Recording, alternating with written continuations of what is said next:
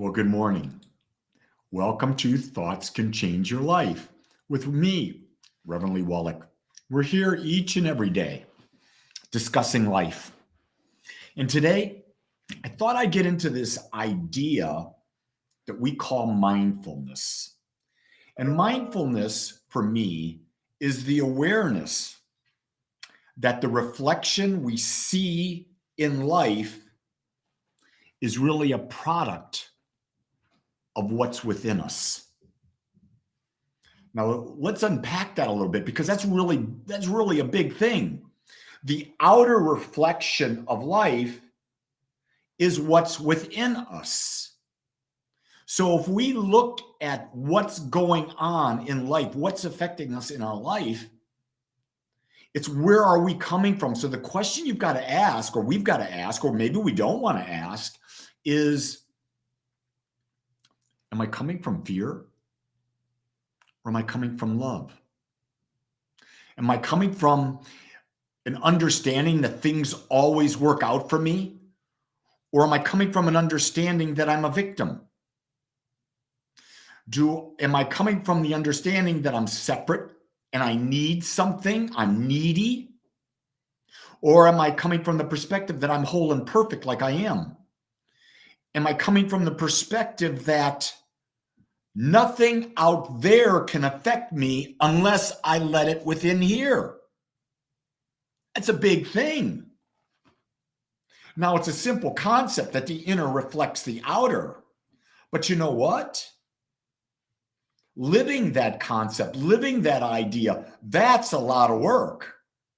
That's a huge amount of work to live that, because we've got a lot of work to do to change what's in here, because we're constantly being bombarded with ideas and thoughts, and fears are being perpetrated through us in every aspect of life. And so we're constantly being bombarded with that.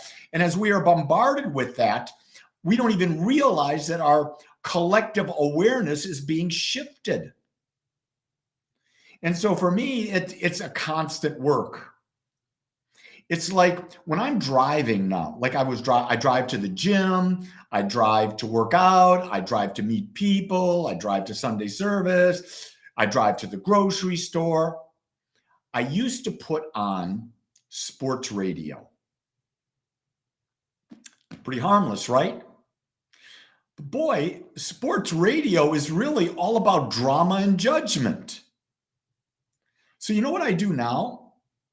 I just do my affirmations. I've got my mala beads off to the side. I pull them out, and while I'm driving, I do affirmations. So I'm actually taking time that I was wasting in my mind, that was feeding me ideas that weren't really serving my highest values, and I'm using them to create a mental state within me, change my inner, my within, so that my outer gives me a different experience. Am I making sense to you? Does this feel right for you? What do you think about this? What are your thoughts about this? What are you struggling with right now? I know everybody's got struggles. To not believe that is just absolutely ridiculous.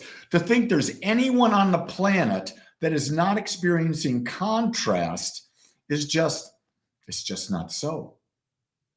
Contrast is the key to being able to feel life. You wouldn't be in human body if you weren't here to feel life. That's something that I really think we forget. Well, I think I'm gonna evolve into being an enlightened being. No, there's no such thing. There's no such thing as an enlightened being as long as you're in human form. Maybe there's an enlightened beingness. Enlightened being, isn't that an interesting thing? Maybe there's an enlightened awareness. Now, can we have that awareness all the time? I've not experienced that. I've had moments. I've just not experienced it all the time. And when people tell me they experience it all the time, that they're self-enlightened, I shake my head. I said, you have a body. You have an ego. Why would you be in your body? Why would you be in this form to not experience. Now, you might be able to work closer to this idea of not being attached to the experience.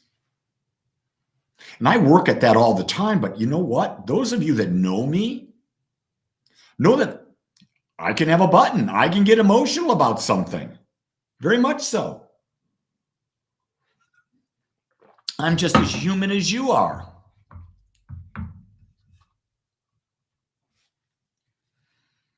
Wendy says, I stopped listening to the radio and started listening to podcasts. That's when I found you. Well, hey, I guess that's a good thing. But again, that's you to assess. I find that whenever I'm doing something that doesn't require much brain work, eating, dishes, driving, I try to occupy my mind with entertainment. But when I choose not to fill my mind with entertainment, I feel much better and clear-minded. Interesting. I can't tell you whether that's right or wrong. Only you can. See, this is a big thing is no one knows what's right or wrong for you but you. But everyone has an opinion about what's right and wrong for someone else. But we don't want to give people, let me just really back that statement up a little bit and say, we don't want to love people. Because when we love people, we give them the freedom to be themselves without the benefit of our desire of how they should be. Yeah, we want to give them freedom as long as they're like what we want them to be. When they're behaving, hey, have all the freedom you want. But when you're going against what I would like, no freedom for you, as the suit Nazi would say. I've had the suit Nazi on my mind because you want to talk about control. Any little details not there. What does he do? Withholds what? The most precious asset he's got, the soup. No soup for you. How many people are in relationships and you don't do what your partner wants and they deny you something? Next time that happens, in your mind go, oh my God, the soup Nazi. No love for you. No dessert for you. No sex for you. I know, I'm having too much fun with myself, aren't I? You know, isn't that what life is? We take this life so freaking seriously. And it's not meant to be serious. It's meant to be enjoyed. When you really step back and observe your life from an altitude of 10,000 feet, there's no emotional attachment to it. And then you can really see how ridiculous some of the things that we do, some of the things that we believe about ourselves. You know, guys, do you have the inner desire that you want to look like Brad Pitt? How ridiculous is that? There's only one Brad Pitt. Is Brad Pitt perfect? Of course he is. Here's the key. Are you perfect? Of course you are. Now, why can you be perfect and Brad Pitt be perfect at the same time? It's real simple. Because you're both individualizations of the infinite. And the infinite only creates perfection. It does not make mistakes. Everyone on this planet was born to be unique and different. We were never supposed to be born like anyone else or become like anyone else. Our job, let's go back to where we started, was to live mindfully. To understand that the outer experience is a reflection of the inner awareness. Then you've got JJ out there. Jackie says, like throwing a cup of cold water over your husband when he's in the shower. Now that's funny. And then at the same moment, she's going, Brad Pitt is a bit yummy. Here's what we know about Jackie. She's alive. Isn't that great? It's okay to look at someone and say they're a bit yummy. But someone will say, no, you can't say that. You're married. You can't think someone else is yummy. Well, that's stupid. That's like going into a candy store and saying, I bought the Butterfinger once.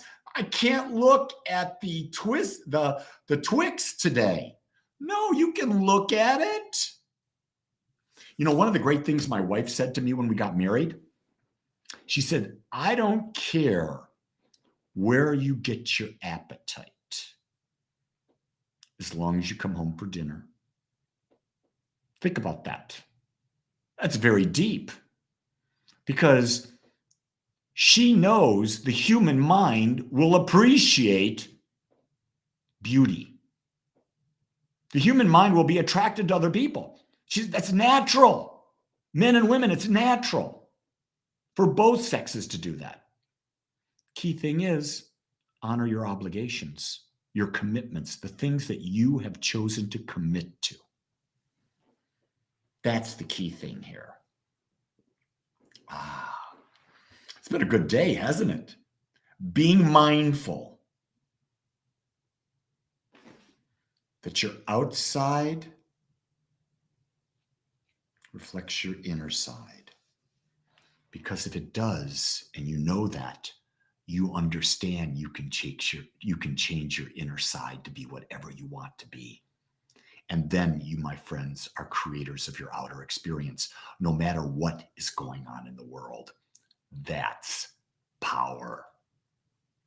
That's taking back power and letting go of being a victim. The outside doesn't control me because I understand it's a reflection of the inner me. So today, I choose to live mindfully. Hey, go create. Nilda says, wow, Jean, your wife is really a beautiful, understanding soul. Yeah, she is. That's why I'm with her. I stay with her because she's so beautiful. She's so understanding. I stay with her because she gives me the freedom to be me, and she accepts me as I am. That is the best thing.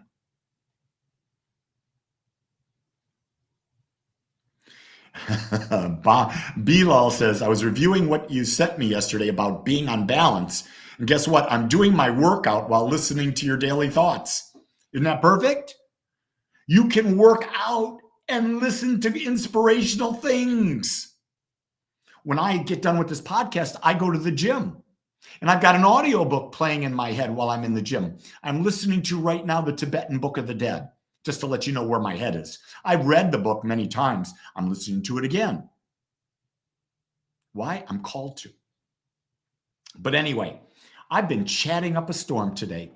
I want to thank you for being here with me.